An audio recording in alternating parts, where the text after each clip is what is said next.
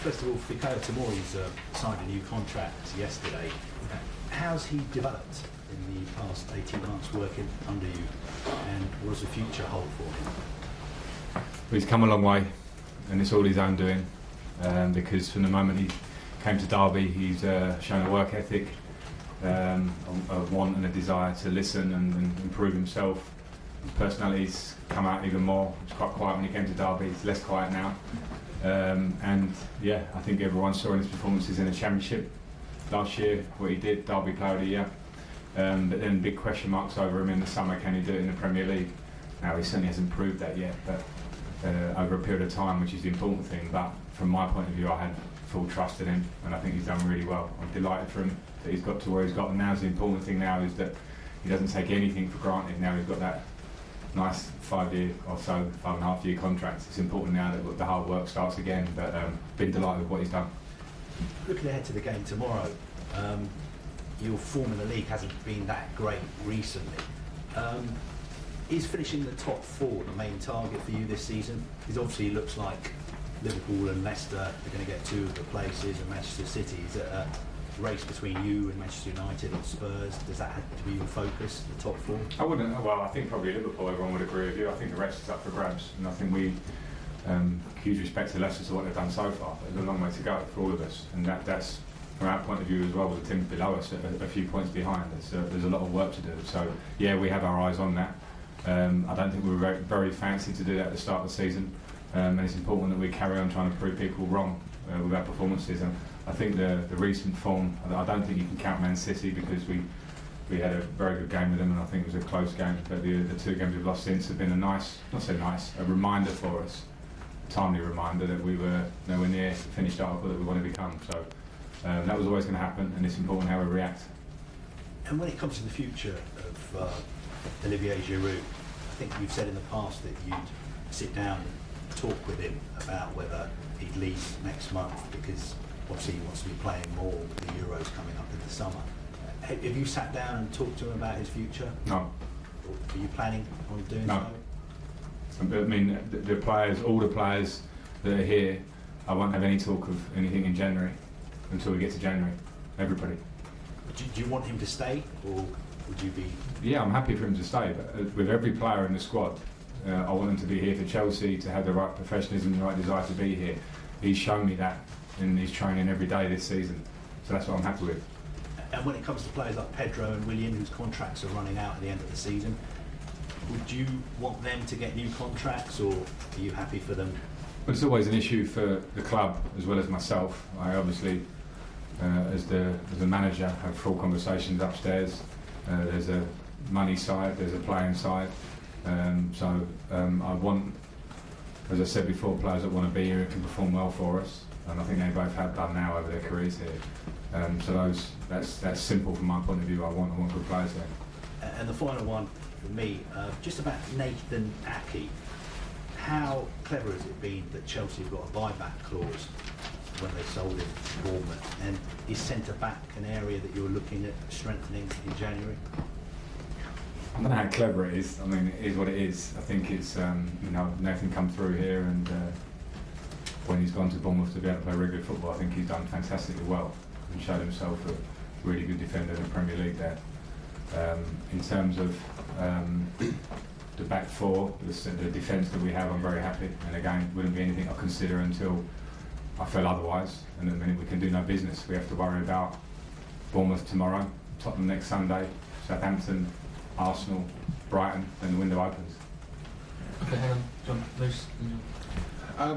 We were here 2 weeks ago ahead of the West Ham game. Again, most people expect you just had to turn up and win, and it didn't happen. Will you be using that as some sort of rallying cry tomorrow? Because again, on paper, this should be a home win. Yeah, I mean, I didn't expect us to roll over West Ham. I understand that from the outside that might have been thought of, but similar happened at Everton. It was a very tough match, Everton in circumstance for us, but we didn't play well. West Ham, we didn't play well, and there you go. I suppose it can be part of the team talk that if you don't perform at levels, if you don't do the basics that you've been doing all season, any team in this Premier League can beat you. And Bournemouth are having a tough time, but no doubt they have talent and ability in their squad to beat us if we're not at it. One position on the pitch you I would suggest probably don't need to strengthen is midfield. We've got the three who played the other night: Kanté, Kovacic, and Jorginho. Obviously, Mason was on the bench the other night, and so was Ross Barkley. Ross Barkley, that's the name I was searching for.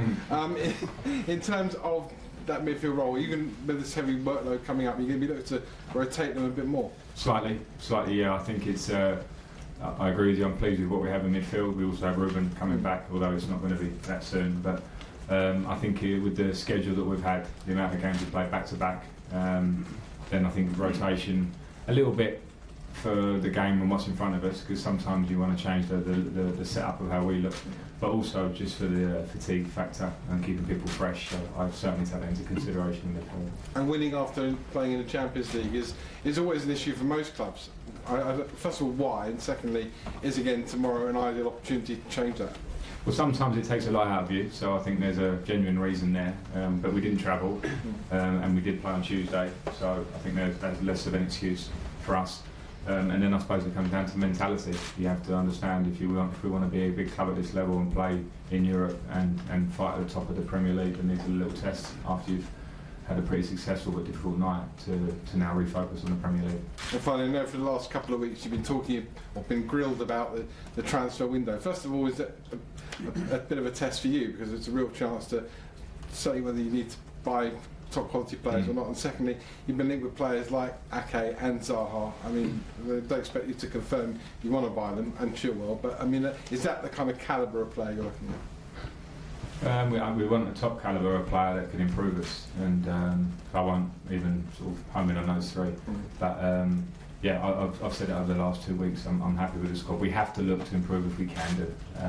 It's not just my business. That in the modern day, since I've been in management, I think at most clubs it's a joint effort. We have a scouting system, we have the owner, we have the board and myself, so I can put forward a lot and we work together. So, but yeah, I will recommend players that I think can improve us, but also fit in with the style and the way we want to go and come in really hungry. I want people that come here wanting to win and be a Chelsea player, so that's what we'll look for.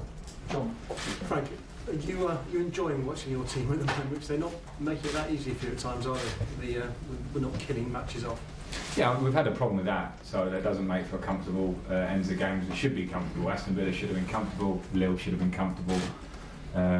West Ham in the first half, we didn't play that well, but had chances. So that's something that obviously we're working on, and we need to create more, finish more of the chances we create, and we need to make sure that when we're controlling games, we can't have moments in our box that allow teams back in. So yeah, nobody enjoys that, but big parts of games I'm enjoying. So I won't say that's the full story, because some of our form and play this year, big patches have been really good. Is that simply working on the training ground to get that better? Yeah, that amongst other things. I think we can always analyse and go over what mistakes we may have made. We do that a lot here, individually and collectively, and work on the training ground for sure. And just a word on Christian Pulisic. He must be delighted with the way he's developing. How much more do you think there is to come from him?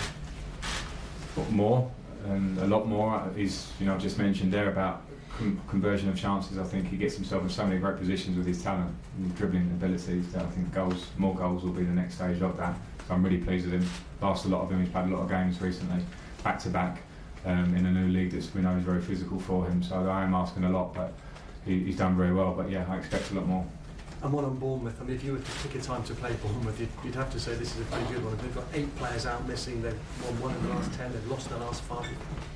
Everyone said the same about West Ham, didn't they? Yeah, West Ham. I mean, Everton was slightly different because I think people expected a bounce. That was clearly a dangerous game anyway, because they're a good team as well. But yeah, I won't be going along those lines at all.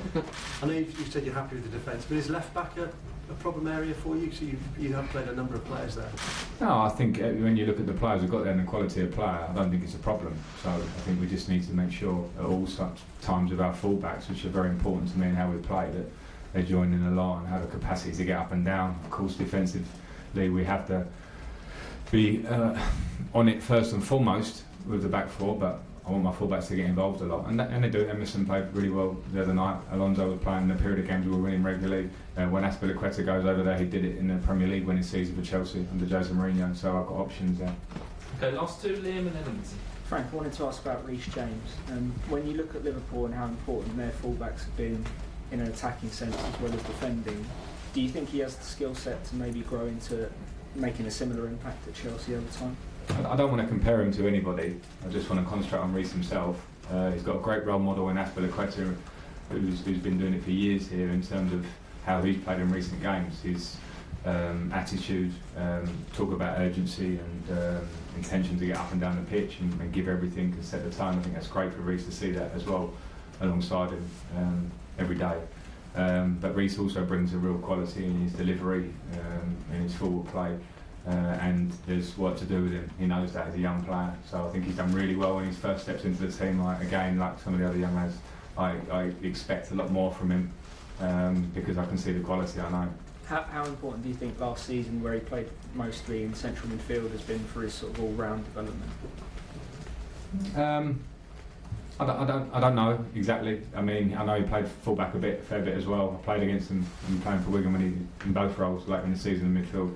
So yeah, maybe it helped him in terms of being in a different area of the pitch, different challenges in midfield. It's quicker, the speed of the game, and receiving the ball in different areas. So we know Reece can do that. But at the moment for us, we're concentrating on what he can bring us in the fullback position. Okay, last question, Lindsay. Jurgen Klopp has signed a new contract to 2024. Just looking long term, how do you feel about that as a big rival for you in the future and him securing his future for so long? Well, I don't know. I mean, Liverpool are a huge rival now anyway, what they've done in recent years, their recruitment, the style of play, what Jurgen Klopp has, over a few years period, has built is incredible. So congratulations on the new contract. It's fully deserved, that's for sure. And they will remain a huge competitor. So no, I love going up against the managers of the quality and name of Jurgen Klopp and Pep Guardiola. You can go through the Premier League, there's so many great managers here. So I'm pleased, I'm not disappointed. The challenges for us is can we try and bridge the gap to Liverpool. Jurgen Klopp, I know Jurgen Klopp, but congrats for his new contract.